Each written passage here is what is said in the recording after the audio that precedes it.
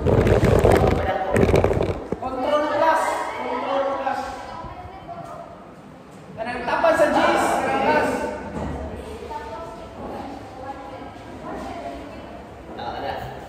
Better. Right? Sorry. Sinja na.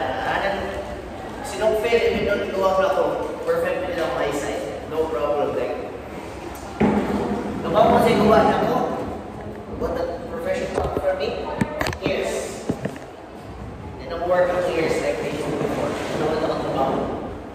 Okay? So, what? The answer is 2 and 3 on body pressure. It's understandable. Number 1 is wrong because body pressure does not promote perfusion. Instead, that's the opposite, right? It opposes it. Okay? Then number 4, examining pressure is maintained by certain protein, which is wrong. It's only maintained by one thing, the heart and the vessel structure. Okay? Number 2.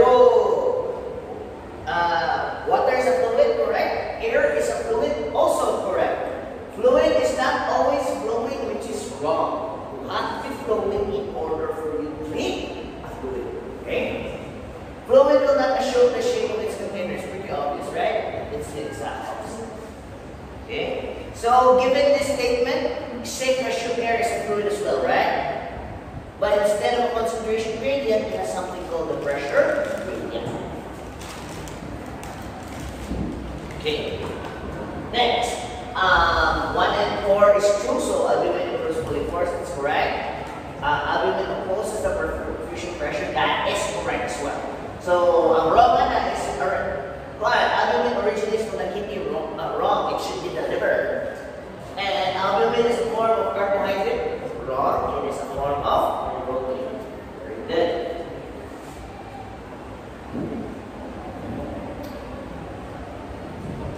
Next, sodium improves number 1. The correct answer is 2 and 3.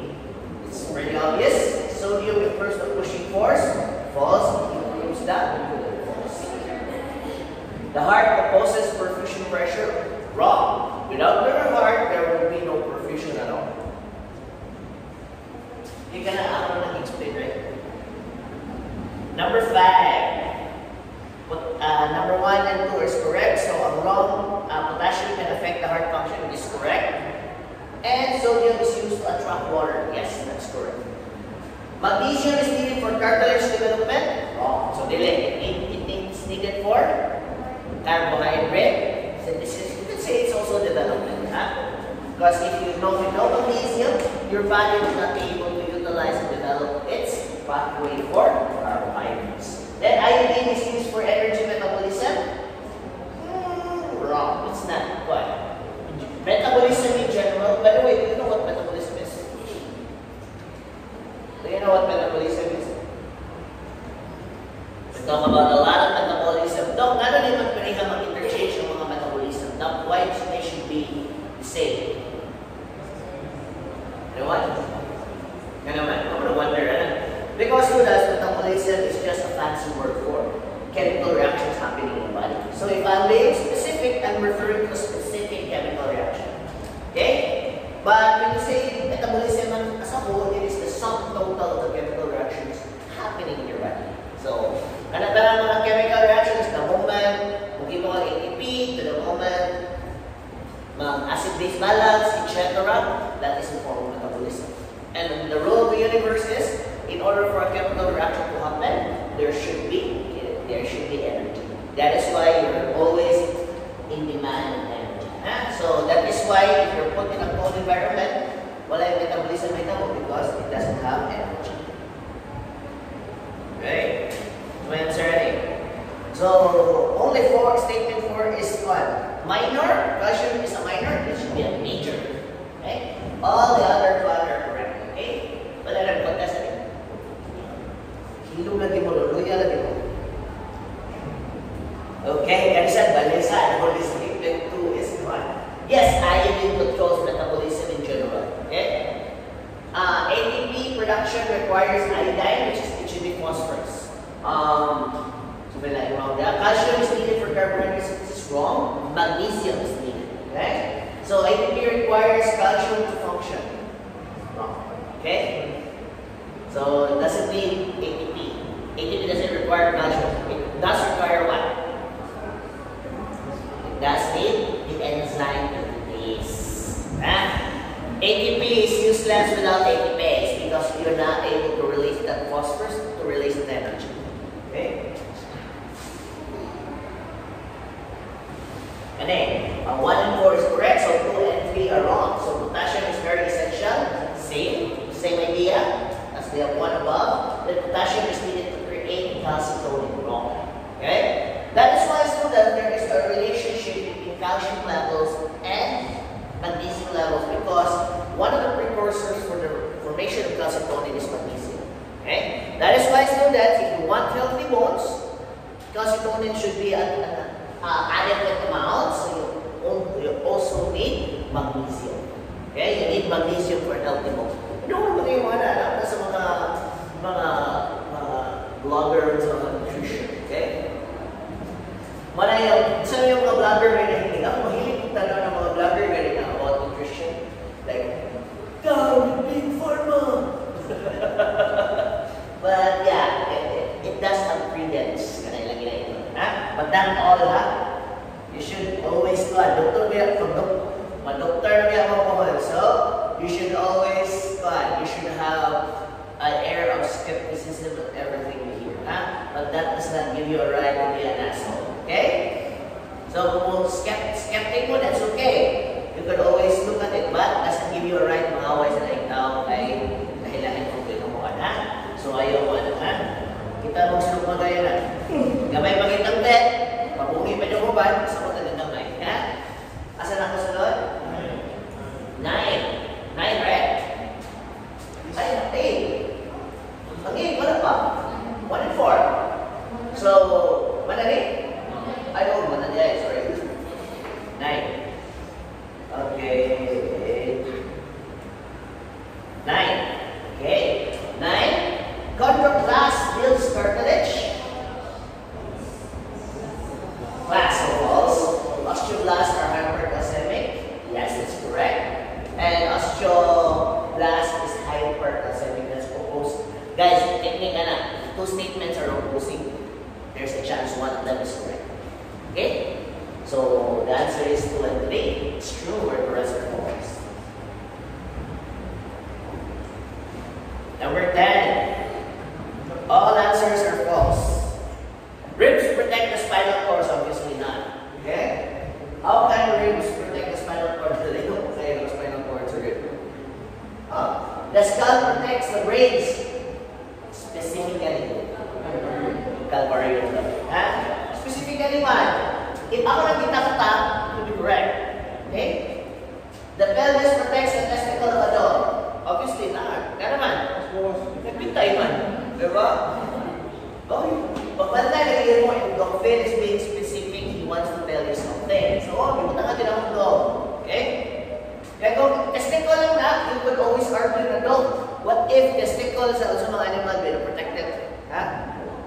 Manok. Yes, internal ng testicle.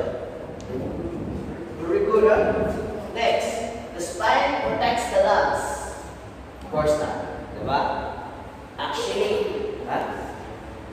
Actually, if ever compromise yung spine, mapiktuhan niya po yung lungs, but it does not in any way protect. Okay? So, all statements are false.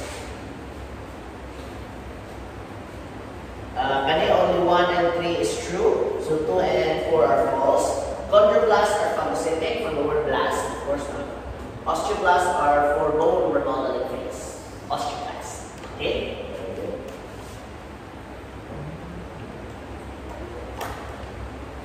Next. Statement 2 and 4. The ears are not connected to the mouth. False. The palate is the floor of the nasal cavity. That's correct. Okay? The turbinates help trapping of debris. So it should be the sticky mucus and the cilia. Okay? The cilia increases the surface area while the mucus makes it sticky. Okay? Then the terminates have a diagnostic potential that's actually correct. Diba? Ang sa baboy. Okay, so kita mo ito sa moving exam. I think, tamo ito na-interpret sa moving exam. So actually, measure na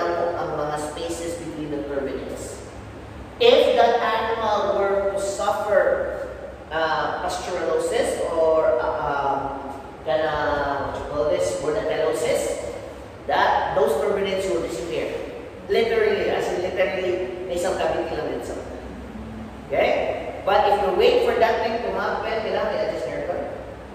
At kapag mo na, wala prognosa din daw. Okay? Tingnan ako init, okay? Yan saan? Tingnan ako init ha?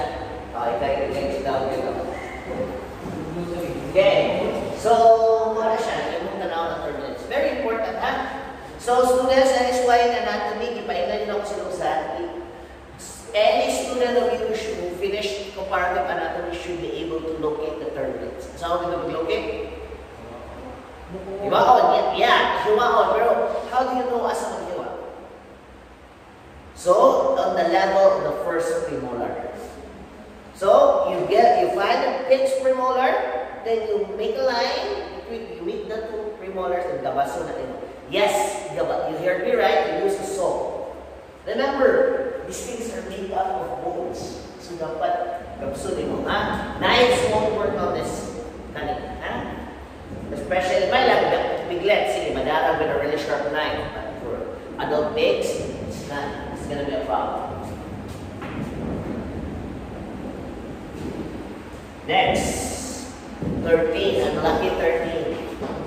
Pharynx, everything is wrong. The pharynx is strictly a passageway for air. False. Kung saan dapat? You can either change the passageway of air and food, or you could change this to nasopharynx. Depends. Ha? Nasopharynx. Food ba? Kung kanaka-apilan nyo ng food, good. Okay? Or if you want to make it strictly for air, nasopharynx. Ano sa mga lingkaon? Okay. Next, the pharynx has a ring of Voltaire, a ring of blood vessels. The first statement is actually correct. What makes it wrong is that a ring of blood vessels, it should be a ring of what? Lymphatic tissues. That is why, students, your ring of Voltaire has a very significant diagnostic function because it is the only lymphatic tissue that is readily available. Meaning, if you want to swab for a virus that stays on the lymph nodes of the animals, you always do consular swab. You can actually do it without killing the animal. Okay, so Mona, it should be emphasized that the ring of Voltaire is lymphatic, not blood vessels. Okay? Next, the pharynx is rostral to the mouth. It should be as a man. Caudal, right? Next, the nasopharynx is strictly for food passages. False. Like I said, same with the first statement. Okay? So all statements are false. 14. The pharynx is lined with skeletal muscles, which is correct. The trachea is lined with smooth muscles, which is also correct. The larynx is lined with smooth muscles. That is why you can control your voice. I could sound like this, or I could sound like this. Because my larynx, I can control my larynx. The bronchus are smooth muscles. Bronchus are they smooth muscles? Yes. They're lined with smooth muscles. The bronchus itself, they're made up of cartilage and lined with smooth muscles. Okay? They're not smooth muscles, they're lined. Nga naman emphasize ang line ko. Because the bronchioles serve as conductive spaces. So a very important function of them is to make sure they are lined with smooth muscles. Okay?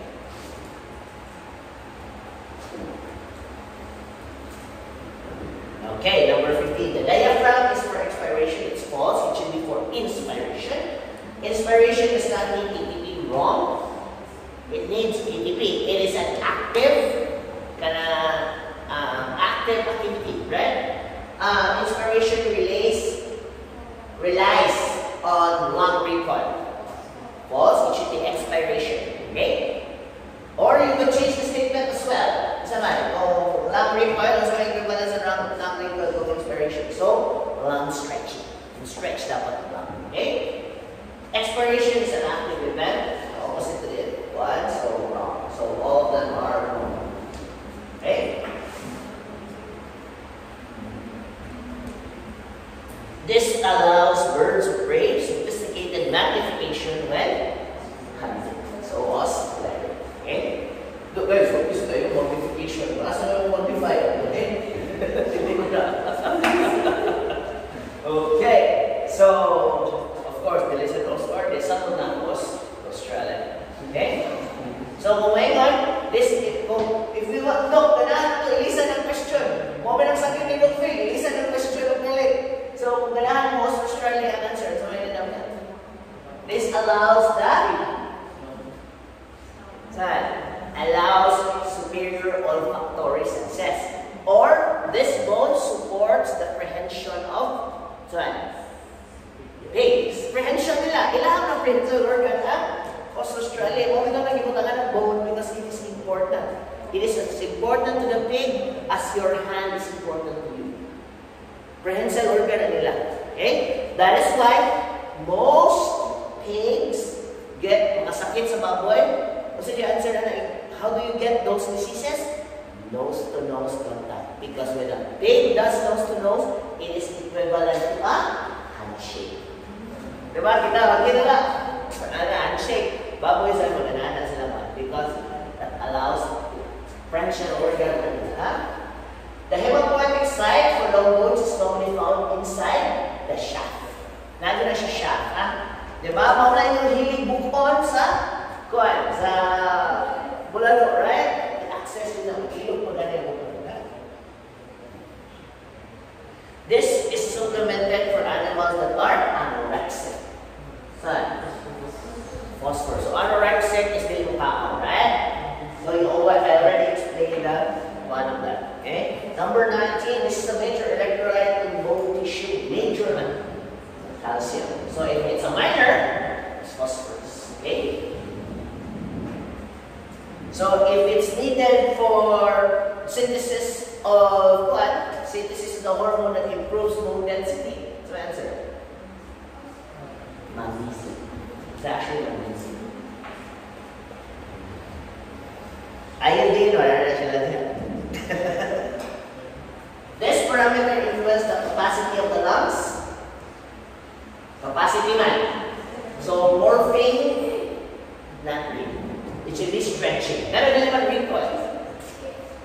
Recoil is the capacity to expel air, right? Hardening somewhat, that's the exact opposite of what should happen. You keep on smoking, hardening in your lungs, that is why less incapacity sa inyo.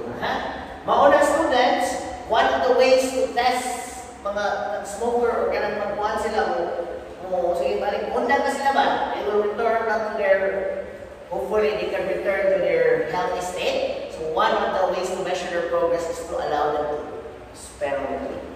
Meaning, most mga busog na nigarilyo, chain smokers, usually maglisod silang palit sa oil. That's because they lack heart, gahin na yung lungs. Okay? So later on, you will learn that that is actually a disease. Okay? So, anyway, this 21, this creates an adhesive liquid, so Goldman Sachs. Okay? This substance lowers the force exerted by molecules on the surface, surfactant. Okay? How about this structure allows increase in surface area? Cilia. Okay. Has antibacterial properties? See. Guys, inana kumagkuha for every question, hindi din ang hatagan ng rationality na. Nga naman, wata ka ba? Kailangan mabalik ang question, kasi mabalik or mabalik ang choices. Okay? Sigurista mag ko sa una. Inana din mo magtuon sa una. Ana, ako din nag-explain ka na una pulido kayo magtuon sa una. Ha? Para, only takes you 1 hour to do this. Basta lagi, kung isa mga ka na feature. Total recall. Okay. This brings about the end of the soft callus stage. So, chondroblast. Okay, so the end of the soft callus stage, the callus that is being built will be dissolved by the chondroblast.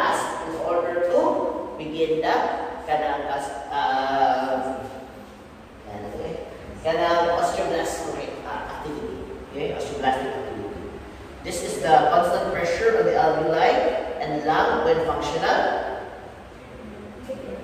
Negative air pressure. Never yun siya magpasitive. Okay? This is related to accumulation of fluids within the lung or in the lung. That's an answer. Lung or in the pulmonary edema. Don't add naman pleural effusion. So it should be in the pleural spaces. Okay? Pneumothorax, ano naman? Pwede? Hangin. It should be hangin. The word pneumo. And congestion, ano naman pwede congestion? Yeah. Yes, we're not talking about any blood vessels, so okay. Next, this is the force that allows RBC to move into the interstitium or perfusion pressure. Okay? So, Doc, yes, it could be hydrostatic, but mas specific man ang perfusion. We're talking about perfusion na, ha? Next, this is treated with expiratory phase of breathing. Logo na lagyan siya. Huh? This is treated with expiratory phase. Recon.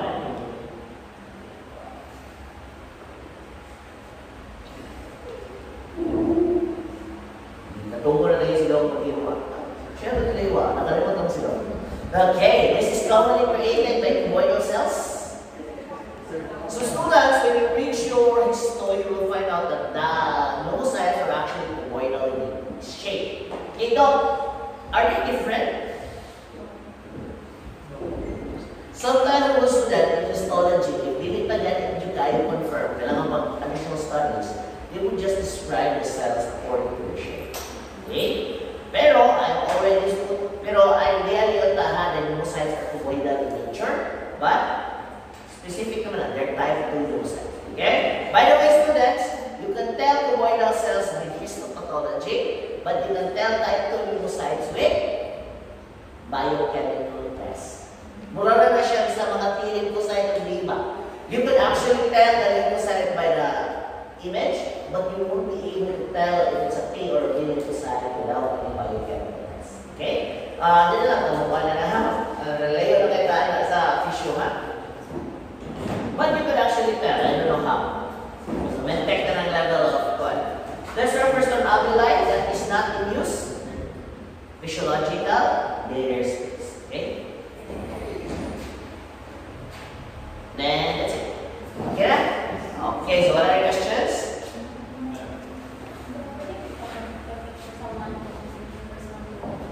Balik na sa 1, 2, 3. Okay.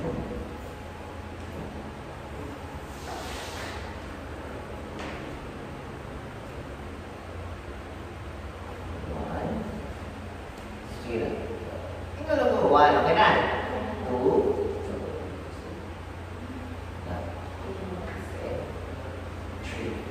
Okay rin yung mag-picture mo, biyaw mo yung tangan, gabi. Alam sa naman natin, ay kuwan.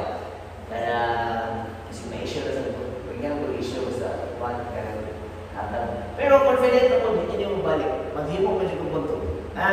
Sabi na lang, bro, mabukay lang ng fake ko eh. Skontol. Skontol. No, ano yung skontol? Mga best friend, ano nga? Asan yung mga best friend ganda? Study mo? Thesis? Ano mo yun? Kuha mo lang mo sa Parmaron. Dahil buhaton? No comment. Ako din mo lang kami buhaton. Ay, ako yan. Ha? So, welcome back to. Good morning ko. Asa na? Gasa na good work? Oh, pasa mo. Sabi ko, what mo? Sino?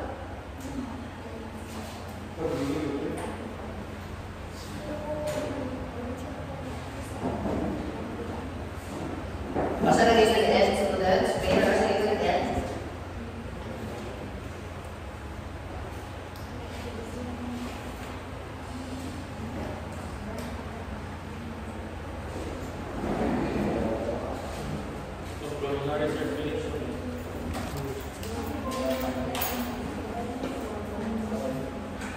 Okay. Pas 20 na to. 10 Roy. Grabe sir.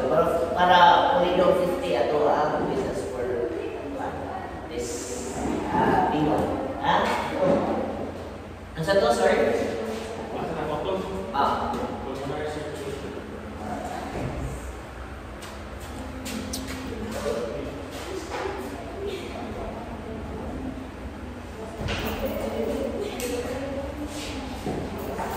Na-explain na akong pulmonary circulation or sumod ba talaga? Na-explain na. 1/4.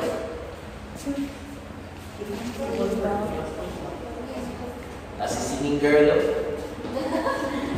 Singing girl.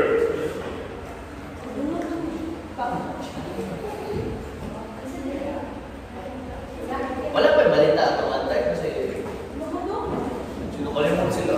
Tayo minor.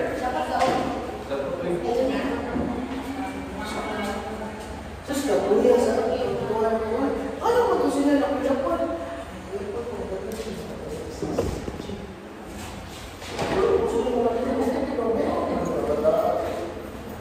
Ang bali. Mga kalang guys, mga kalihan yung ano ba, hindi pa tulad ako sa kalaw ito. Kaya tayo, lawag ninyo. So yung expect kung naginana ako.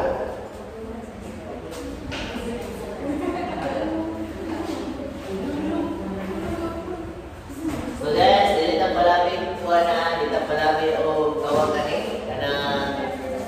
Dili na palami o abusar sa ng lawas ha. Kaya sa vetmed ba yan? We're not like the other medical professions na okay lang mag-office. Sa vetmed ba yan? Ito nga, 50% of our job is there's nobody else can do it but ikaw. So it's very important that kung vet ka, healthy yung lifestyle ha. I'm not saying athletic levels of like Ninja Warrior yung lukso-lukso sa mga pinsa, but I'm just saying you should have a degree of fitness ha? Binay ko kandan? Magkuhan ka na, trabaho ka sa farm na. Kasi gana, di mo mas light ka eh. Igabot kasi mo mga kauban, una na mas kantalin, bro, na lang ng bilin. So, mo na careful ng mga. Okay? Yan, healthy dyan, yan, dili mo sigarilyo ha?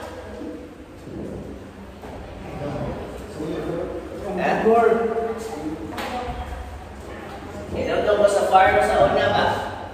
Naman may tree planting around the farm. Kanang kuhan, kawagan problema na mo, wala ko siya mag-alaga sa mga kahoy eh. Ano ba? Biyan-biyanan pa.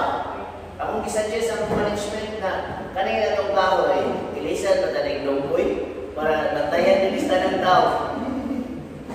So, kung sunod nila, mag-longboy na yung tanaw Daghana magbantayan. Dali mga kauban, magtutod yung business.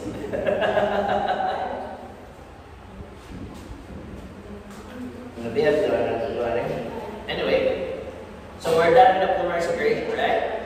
So, students, this is the pulmonary circulation. We all know that it allows the... Okay? Okay na? Okay. So, it allows the circulation of or allows the blood flow in the lungs.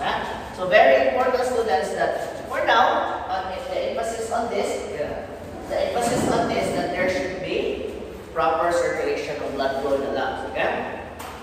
Later on, we will learn there are ways to control the blood flow in the lungs. Okay. So the structure of the small pulmonary arteries varies among species. Okay. We all know, so comparatively, your arteries in the pulmonary system are actually lined with kind of muscle, right? We all know that your arteries have a lining in general of called the pulmon, tunica muscularis. It gives the arteries its ability to be very strong. Also allows the arteries great control of blood flow. Meaning it can constrict and dilate anytime because it is lined with muscle. What muscle do you think is lying there? Smooth? Smooth or dry? Smooth? Gano'n smooth man? Di ba na mo control? Okay? So, obviously, it is smooth muscle. The main pulmonary arteries that accompany the bronchi are elastic. It should be elastic. Okay? But the smaller arteries adjacent to the bronchioles and alveolar ducts are muscular. Right? The smaller ones are muscular. Dok, ano muscular man sila, Dok? Yes, they're still elastic. But when you think about it, great emphasis is given for them being muscular. Why do you think so? Why do you think that being a blood vessel near the bronchi and the alveolar ducts? So, may alveolar ducts it's the blood vessel in the before muscle sa alveolus. Okay? Why do you think they should be muscular? I'm going to emphasize the muscular lang. Because students, that muscular layer of musculature allows those ducts to be, there is a great degree of control. Meaning, those blood vessels can constrict or dilate as needed by the body. So, anong kailangan ng Judato yung kuanam that they should dilate and constrict as needed? Okay? Why? Why should that be?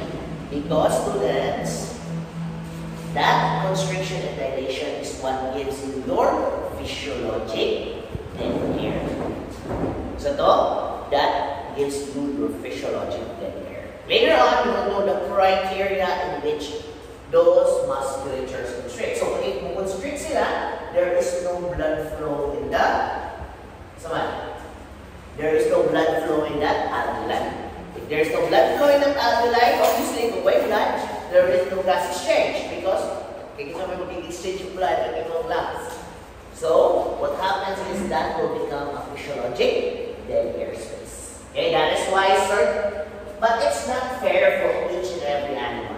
Meaning, depending on the animal we're talking about, there is also a different degree of control when it comes to blood vessels. Okay? The amount of smooth muscle in the walls of the pulmonary arteries determines their reactivity on the vasculature to alveolar health function. Take note that the greatest determination of the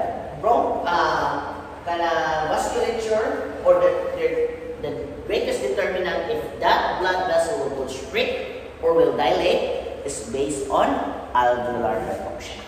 So, it is just a measure of how much oxygen is found in a certain area of the lungs or the alveolus. Okay? So later we will. Okay. So the pulmonary arteries lead into the pulmonary capillaries, which form an extensive branching network of vessels within the septum. So before it will become the pulmonary arteries, before it will become the pulmonary capillaries, it needs to become the pulmonary arteries. Yeah, question though. Tanawin nyo. That musculature, does it extend to the capillaries? Yes or no? No, it doesn't. Na naman, basta capillaries yan guys. The rule of thumb when you're dealing with capillaries is that it should be as thin as possible. Remember, they have to know what's the one. It should be as thin. It's even described in other books that a single RBC will have to move in your capillaries in a single file because that is how small they are. That is why wala sila muscular layer. The only way to control the blood flow in the capillaries is through the muscles of the adjacent arteries. Okay? Or the arteries of the alveolar duct. Naka-picture mo? Masabot? Picture mo? Except you don't. Ikaw mo? Naka-picture mo? Ha? Ha? Bakit? Naka-picture mo? Isa akong masabot.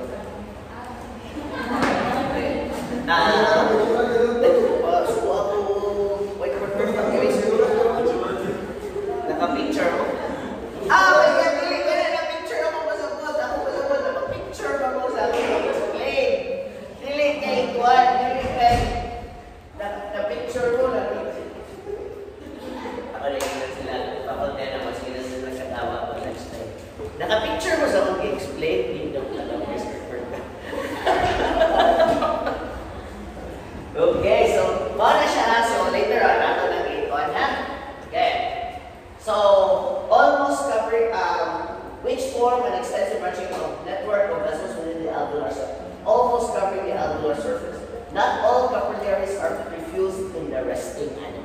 Like I said, once there is low demand in capillaries or low demand in low demand of blood, your capillaries will not be perfused. No perfusion, no gas exchange. No gas exchange means it is it's a physiologic dead space. Okay? So example, so if mali siyang small arteries, it will branch out into very small capillaries. So ito tawag ko ng problema. But secure, yung problema ito eh, next ito tawag. Okay, so what happens is, if these are capillaries,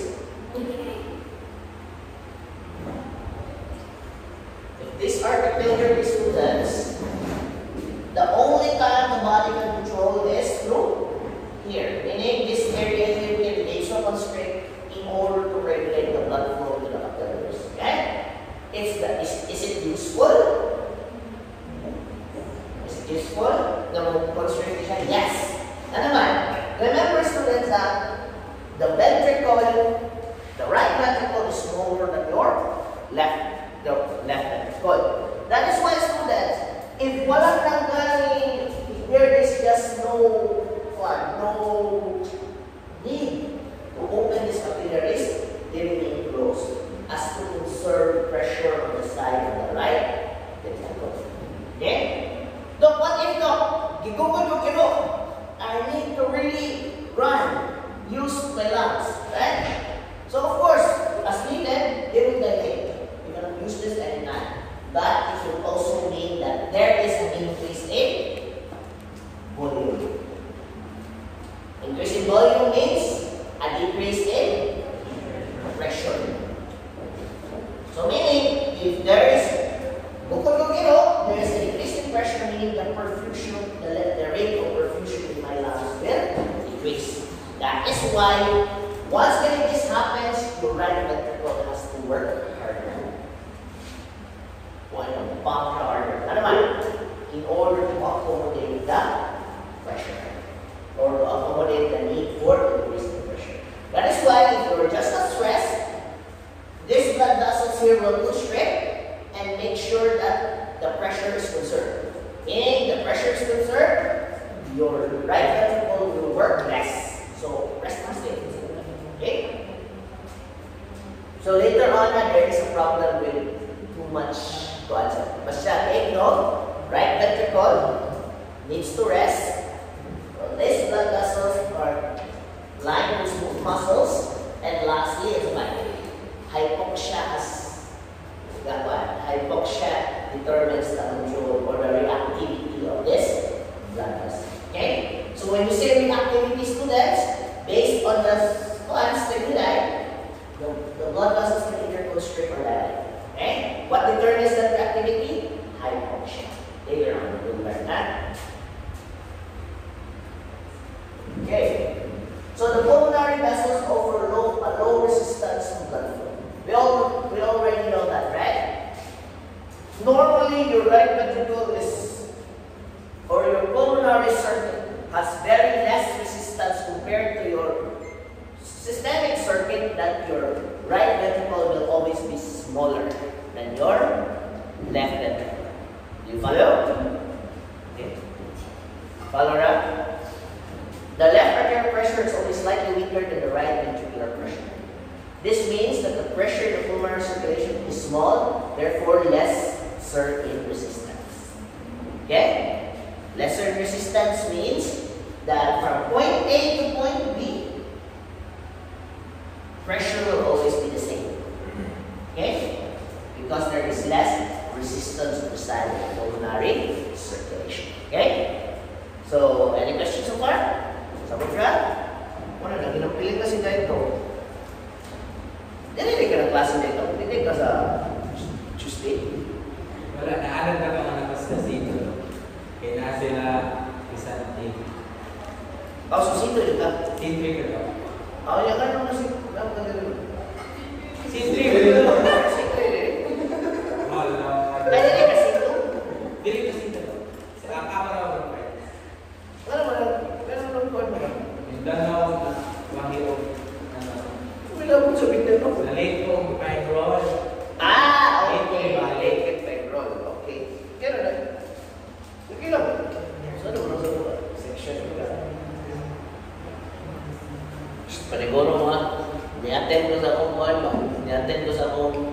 Paris reunion, ako naman yung representative sa akong batch.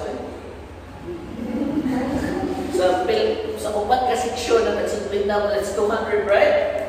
Ako din ito nga, last ako, buwan. Kailan ko? Sa'yo, may high school, may magiging ako ganin na reunion. But good vibes.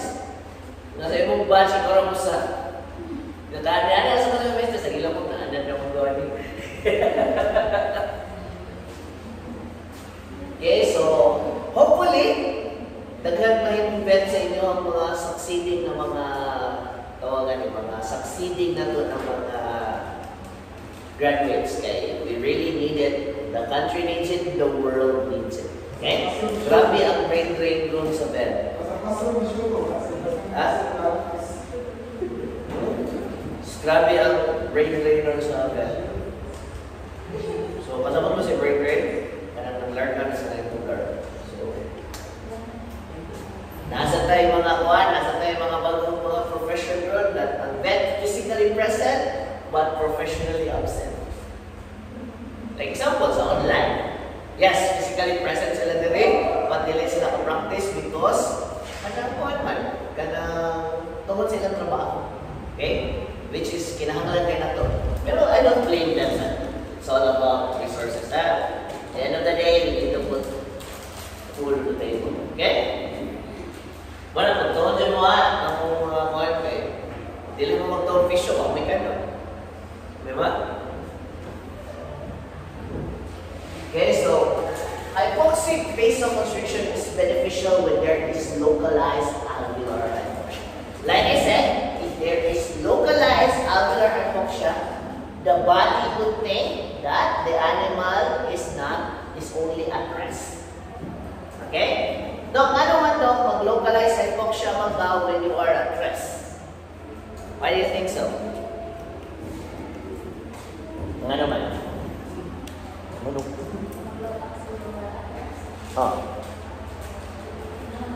Ano man? Come on, Yuri. I stated there, vasoconstriction is beneficial when there is alveolar hypoxia. But when hypoxia is generalized, occurs when animals live in high altitude. But for now, let us know. When you are at rest, hypoxia is localized. Why do you think so? Oh, where is it with the next day? But, okay, why? Okay, localized. So students, obvious na kayo na question. Kung magpahuway ka, your respiratory rate is also low. Okay? There is less demand from the parts of the brain that runs in the medulla. Will tell you, breathe easy because we only need a few oxygen. So with slow breathing comes localized hypoxia. Remember that? Localized. Meaning some areas will become hypoxic because you're breathing slowly. You're not doing it as fast as needed. Okay? So, hypoxia will, it's only localized. With that localized hypoxia, that would lead to, vasoconstriction of the area. And the creation of physiologic dead space.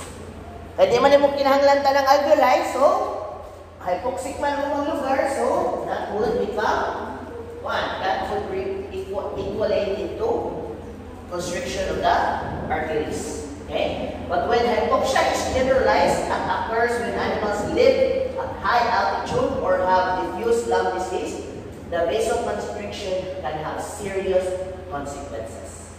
Nga naman no? So example, if you are nagpahuway lang ka, obviously that's good for your lungs because it's just localized, the lungs will act appropriately.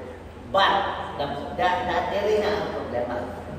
Because the measure of air or the measure of constriction or reactivity relies on hypoxia. If the animal is to be exposed in a hypoxic environment, so also may example of a hypoxic environment. High altitude, diba? Kung mato mo, kaya may naka-mountain climbing rin, kung mountain climbing mo is 15 hours, right? Even if you go to Mount Everest, you need to bring a oxygen tank with you. Ano naman? Because even even if your body is breathing, even at a faster rate, the air itself has less oxygen. That is why it will tell your blood vessels that, we must vasoconstrict because the air itself is kinda hypoxic. Okay? Once that happens, students, the blood vessels will constrict. The problem with constriction of the blood vessels is that too much constriction means that there is increase in resistance. Someone know? Constricted ang blood vessels, but your right ventricle is already working hard. Okay, remember, you're already in an environment that you need a lot of oxygen. Your circulatory system is working hard, yet your pulmonary system is still vasoconstricted. Is that a bad thing? Strong pressure meets constricted blood vessels. That is a bad thing. That can lead to something called pulmonary hypertension. Pulmonary hypertension means that this blood vessel here is constricted, right? Diba? Constricted thing. And yet, your activity state is increased. You're in fight mode. Yet, this is constricted. Once that happens, an increase of pressure from the heart mixed with this vasoconstriction, diba? Basta vasoconstriction, there's an increase in pulmonary pressure, right? There's an increase in pressure in general. So, the lungs itself will have also increased.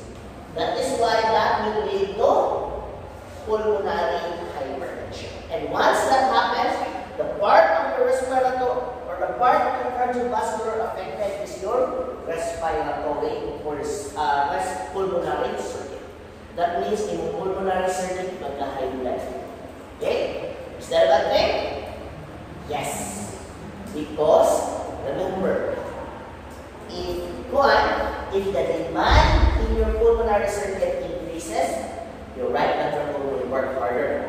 And when it is demanded that it will work harder, also may buhaton sa heart. Also may compensatory effect like this. If you keep pushing up chamber of the heart to work harder, it will grow and become big. But does that mean if it's big, does it mean it is more efficient?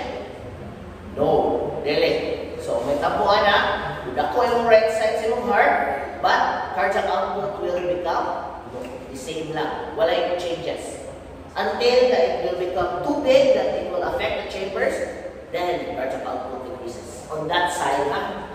So that's the reason why it is important to measure the stroke volume. What's stroke volume again? What is stroke volume? Anyone? Sorry? No, so stroke volume is the measure of the amount of blood injected per chamber. So although yes, pinipilihan na sila in a normal person or a normal animal, but if, like I said, if you encounter these conditions right here, there could be a variance in the stroke volume. And eventually, if that pulmonary hypertension will become so great, there will be a congestion of the blood vessels. Later on, you will find out, okay? Hypoxic vasoconstriction mechanism operates well on local basis. Meaning, if local basis lang, like example, nagpahuway ka, that's great. Vasoconstriction is good. However, when both lungs are exposed to low oxygen levels such as high altitude, the mechanism produces a general increase in peripheral resistance. Like I said, because they're always in a vasoconstricted state, there will increase in there is an increase in peripheral resistance. That would mean that the right side of the heart will have to work harder. Okay? Throughout both lungs. Pulmonary hypertension or high pulmonary circulation blood pressure results, and the right side of the heart must work harder to pump blood throughout the lungs. Okay? So, right pulmonary circulation will happen. Okay? Or pulmonary hypertension. So, ventilation. Any questions so far on mentioned? Okay? Alright. You follow? Okay. Contraction and relaxation of skeletal muscle generates the forces to move air in and out of the lungs. Although the skeletal muscles of the respiration can be consciously controlled, as illustrated by voluntary holding your breath, ventilation is almost entirely reflexive. Okay? So students, let's go back. Now may question na pulmonary circulation? Wala ra? So, how does the body react to hypoxia? The blood vessels in the lungs? Vasoconstriction. Vasoconstriction is good if you are at rest. But if you are exposed to an environment such as that at high altitude, there's an increase in peripheral resistance. Once that happens, it's inevitable. Yes, there is a condition called pulmonary hypertension. Is that good or bad? Locally, if it's just temporary, it's good. But if it's prolonged, it will be bad because it will mean hypertrophy of the right chamber. Okay? So, what? Any questions? Okay, so.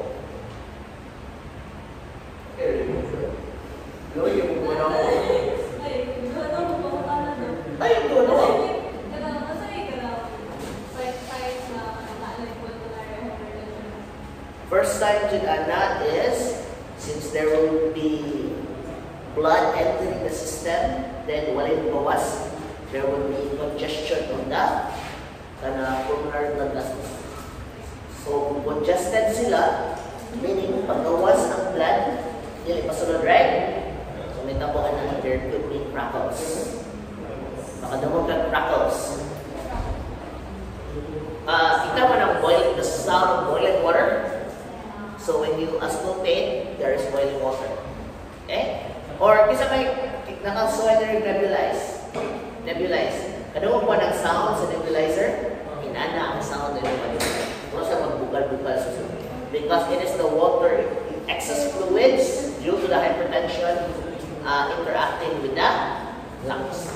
Okay? So, it's pretty obvious. Okay? But some animals actually have a regulatory mechanism for that. Okay? Some animals are, like I said, some animals are well adapted to high environment. That is why ang buhaton sa mga animals, they either change the control mechanism or they decrease the musculature of this area. Okay? Bantay wala pa wonder gano sa cattle, ina-declare din sila highland or lowland cattle. It's because of this mechanism. Meaning some cattle thrive in high environment. Like, example, gano ang yak mabuhi man sa taas. Pero ang water buffalo, if you think about it, hindi sila mabuhi na sa taas. It's because musculature sila. The yaks are designed to function in a high and a low oxygen environment, while ang equivalent sa yak is actually water buffalo sa lowlands. Of course, ang kapaw, hindi sila yung madali sa gano'n. In terms of physiological function sa yak, may atin sa lowlands. Actually, ang lowlands, they will have a hard time going to the highlands, but vice versa nila. Okay, because if ma-expose sila, the mechanism of usap. Okay, so if ever ginawa nila hypoxic lang, adin na hypoxic, so their respiratory system will adjust accordingly. Okay, so ang lowland, mag-listen nato sa highland, walang highland, mag-listen nato sa lowland. Okay? Adin na sila mag-listen ng highland nato sa lowland. That is why students, they pwede lang climb lang sa Mount Everest just like that. You could actually play this mechanism here. Okay, another way for that is flying. Mag-climb sila sa Mount Everest, it would take a few months. Weeks. Basta, something like that. Because, you need time for your body to adjust to that hypoxic environment. Okay? Hindi mo mountain climber. Okay? And ano?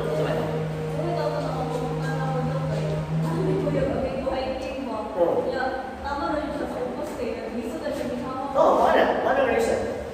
Yes. Oh, shortness of breath. Matingayan mo body na sige ka ginhawa pero you're not getting the right amount of oxygen. Okay, so dapat ito mag-acclimatize siya. Wala dili ko dapat usapan ito. It's different from person to person pero it's not something you get used to overnight. Dili, mamatay siya. Sumako. Wala man adjust the mechanisms in lungs that will fly. Pero minsan tingin ko kasi tingin na nakataas na. Nabay na nakataas na rin na lugar sa Cebu. Starbucks? Dari Starbucks sa taas?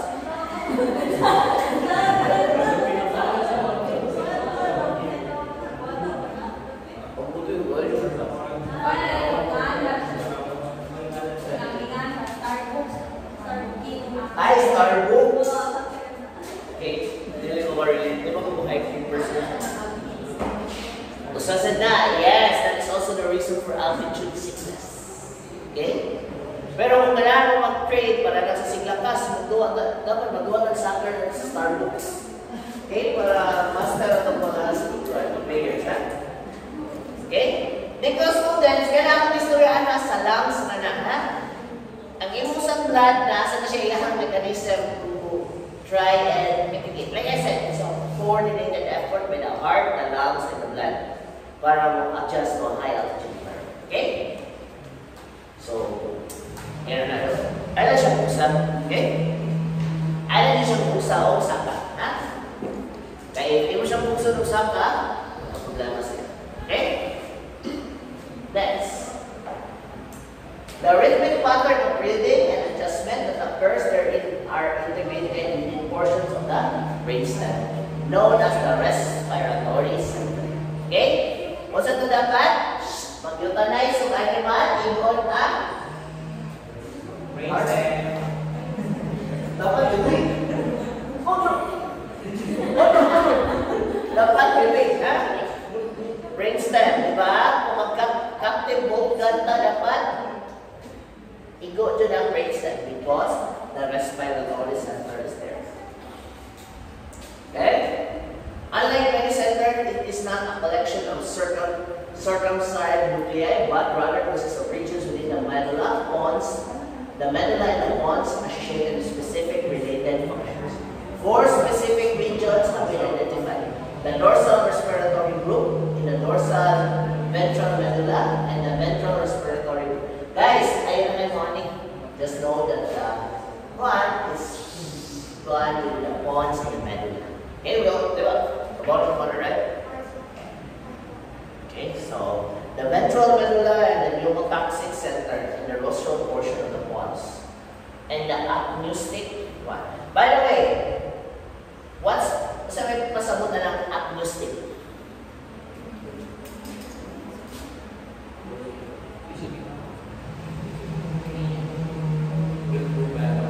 So, students, your apneustic center is the one responsible for hindi ka makalimot ang ginawa.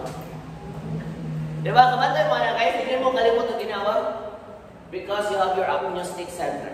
If for some reason your body something refuses to breathe, this part of the brain will become triggered, sending signals forcing your respiratory system to breathe.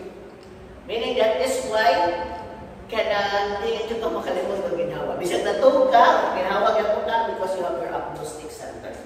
Okay? Students, very common in animals that snore. Diba? Snoring is also called as transient sleep apnea. Okay?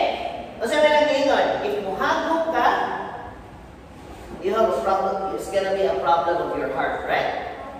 Ano man? If you snore, that's called sleep apnea. Meaning, when you sleep, there is a chance that hindi ka mag-breathe. for a few seconds or few moments. Okay? So if they come and breathe, what happens to your lungs? It becomes hypoxic. And when you become hypoxic, it will affect your heart ever so slightly because of that localized vasoconstriction. Okay? But it is the job of your apneustic center to make sure that once that happens, sleep up, you're already apnea for around 1 second. Your apneustic center will send a signal to your lungs to breathe. That is why very important na apneustic center is very important because once you stop breathing, it will take over and make sure that you breathe. So in short, dili ka maka-limot o ginawa. The phrenic nerve is the one that picks up the information, but the integrating center will be the Anislan pons. Diba? Kaya nandun mo sa inyo ang parts of the arc, right? Ano ang parts of the arc? So, ang parts of the arc, the sensory would be your phrenic nerve, but the integrating center will always be your pons. We're talking about respiration man. So, pons yun na sinahan. Okay? That is why, kasi magubay ang spinal cord, kung ginhawa agad ka. Because it goes directly to the pons. Okay? So, ato sa pons, anak, it will send signals back to the appropriate muscle. So, it will send signals to your diaphragm, external intercostal to make sure that ginhawa ka. Okay? So, thank God, naging mo siya o apneustic center in the caudal pons. Because it will remind you to always keep breathing. Diba? Pag yung mo ang line of shoe, sa gina ko, sikat nun, the line of shoe, keep on, keep on, Johnny Walker, keep walking. Diba? In Fisho, keep breathing. Okay. So the respiratory and reflex center consists mainly of 3 bilateral groups of nerve cells in the brainstem that have a definite effect on the respiration when stimulated electrically. One of these is the medullary rhythmic areas and is responsible for sending the respiratory rate. So kani, you have to memorize it a little bit. Okay? By the way, students, what is the rhythm of your respiration? What do you say rhythm? So it is the flow of breathing, the flow of cycle of breathing. So it involves man. So if hinay ka hinay ka mo ginhawa, what do you call that? If hinay ka mo ginhawa, that's called bradypnea. Tama. Bradypnea. Kung gusto ka mo ginawa, takip niya. Pag-listen ka ginawa, you have a hard time breathing for some reason. Utang na to. Sa may mga reason na hinay ka mating ka mo ginawa. Example, nagsingking katawa, wala ginawa ka. Pag-listen ka ginawa. Example, para ni Dokron. Pag-listen ginawa, kaya nagstorya, wala ginawa. So, what do you call that? Dyspnea. Okay, any form of disruption in your method of breathing, that's called dyspnea. Okay? So, if ever, pag-listen ng ginawa kayo, kaya putang na to, gulitan siya ka na, dyspnea kundo. Okay? There's also tachypneic and bradypneic. Okay? So, if normal yung breathing, kasi tawagan na, eupneic. Eupneic. Eupneic. Para sa word euphoria ba? Eupneic. So, bradypnea, tachypnea, eupnea.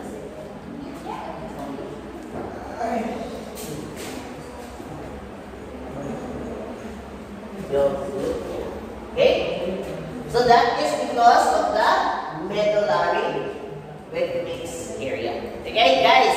Those are some basic breathing patterns. What's ito?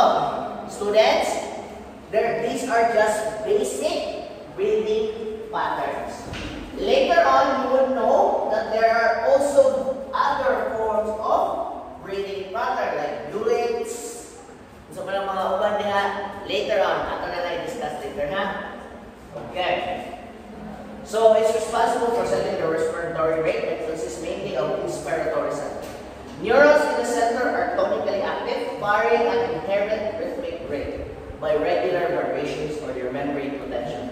So expiratory neurons are also in this area, however, they do not discharge continuously. Okay?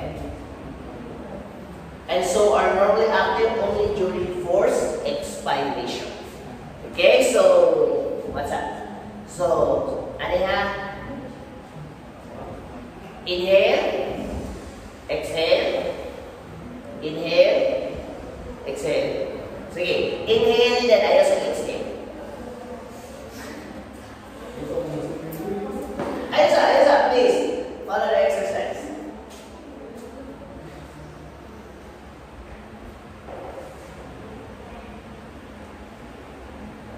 Okay, go. Diba? Pabantay mo ito, kasama yung nabantayan. Your pattern was disrupted, right? Okay, tingnan mo si Doc, disrupt ang pattern. Notice mo, what is your body telling you to do? Breathe. Exactly what is it telling you to do? Diba? When the carbon dioxide built up, your body is telling you one thing only. Na? Exhale.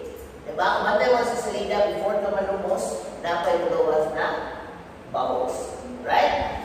Those bubbles or that ride is caused by your expiratory neurons. Okay? They are what? They are responsible for forcing you to exhale if problems arise. Example, ito. You're building up carbon dioxide. Your expiratory neurons are telling you na exhale na please. So, para magawas ang one. Regardless if na oxygen or what. Okay? That is why students, if you were to be placed in a room na wala oxygen, kasi may bato na kasi may kuwan na sila. Because, what they think, is it the expiratory or inspiratory center that's being activated? Example, butang ang room, for some reason, I will remove all the oxygen in this room and I put you there. So, sa may manotice.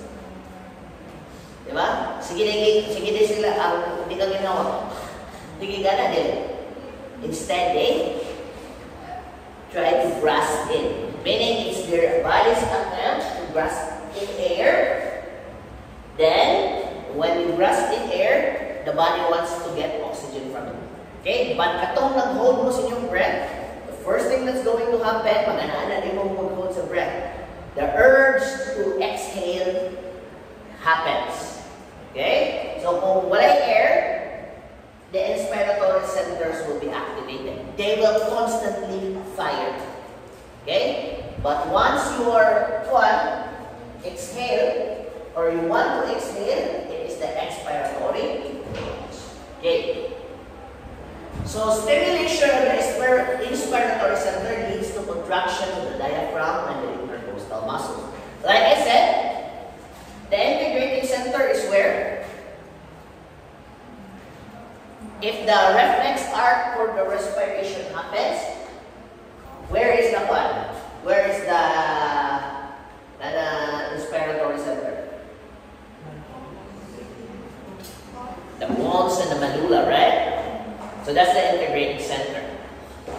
Data is gathered by your phrenic nerve.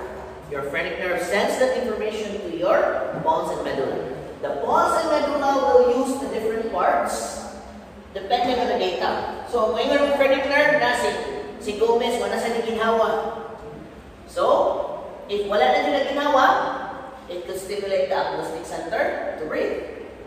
If ever ganito, nag-hold lang siya siyang breath, example, nag-swimming na rin si Gomez dito sa ocean. Swimming na siya. So, iyang i-gather tanan niyang air, kaya swim siya. Okay, so, what happens is that inspiratory neurons will happen. Or, nag-jogging din si Gomez. So, if si Gomez nag-jogging, so may tabo, there is an increased demand for oxygen, thereby What triggers the what? What triggers the takip niya? What triggers the takip niya then? So, the medullary rhythmic area. Okay? So, so you take note of those things, because it's very important. Okay? If you follow, we'll break again. Sige, break sa talaga. You'll be back by 11:50. Okay? Kira?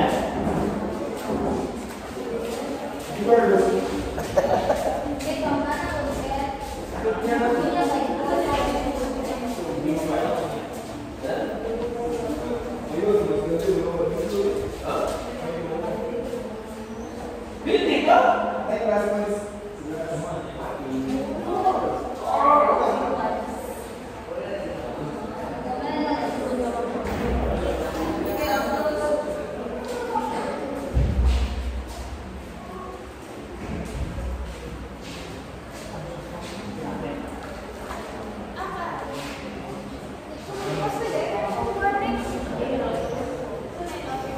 Ano